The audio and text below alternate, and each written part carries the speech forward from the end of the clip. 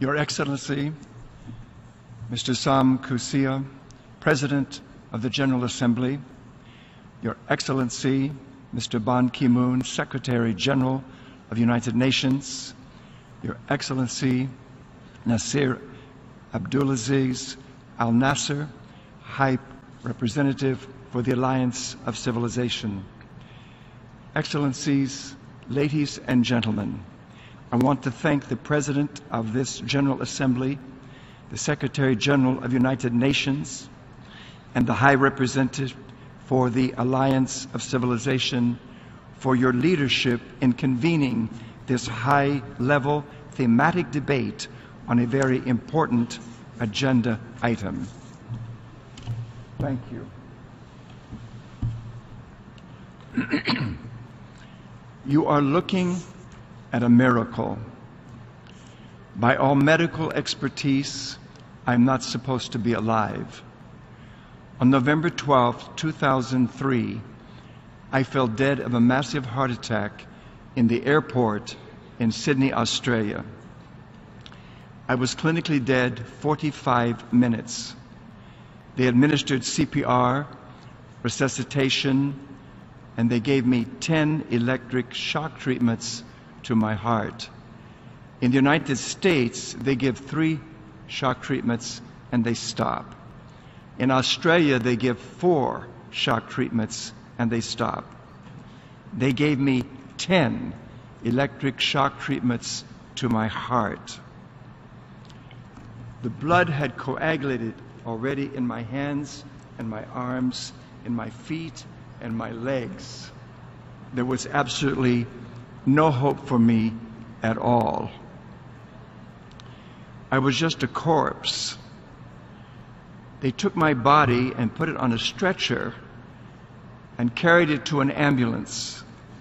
And the paperwork had been finished, and it was DOA, dead on arrival at the hospital.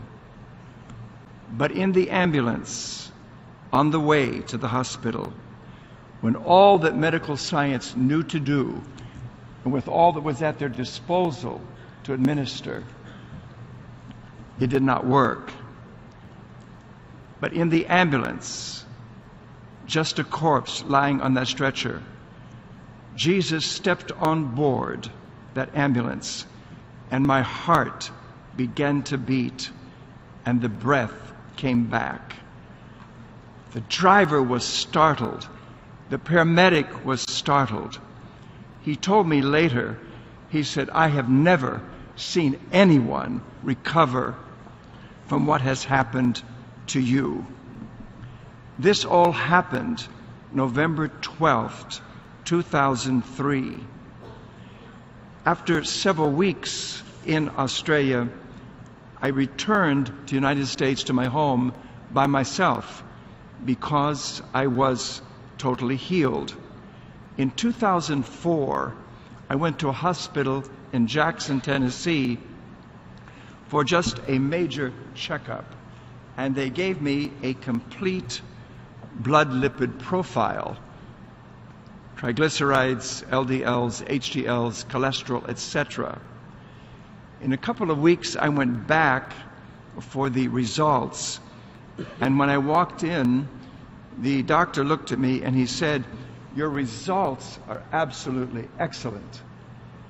He said, but Reverend, we now can check the DNA in a person's body.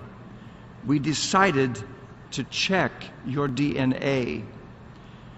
He said, when we checked your DNA, he said, when God raised you miraculously from the dead, he removed the APOE genetic marker for heart disease out of every cell in your body. He said, that is impossible. It's impossible. He said, only God could do such a thing. He said, when God healed you and raised you up, he totally, miraculously healed you. So I am grateful today to be alive, because we know, having been clinically dead for 45 minutes, with no breath and no heartbeat. I asked the paramedic later, I said, "Nigel, what happened when you shocked my heart?" He said, "It would beat 3 or 4 times and it would stop." We know that after 6 minutes or less, with no oxygen to the brain, there is irreparable brain damage. But God has totally raised me from the dead. Finally, a doctor looked at me and he said, "You have defied all the laws of medical science." I looked at him and I said, "I didn't, but I know the one who did. His name is Jesus." I am an apostolic Christian.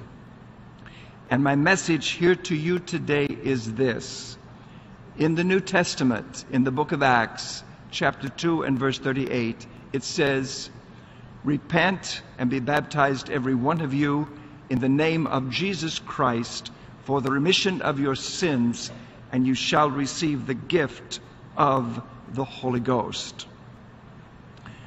The answer, Your Excellencies, to the violence in our day and to the human atrocities in our day is Jesus. He is the Prince of Peace. I give you Jesus. God bless you.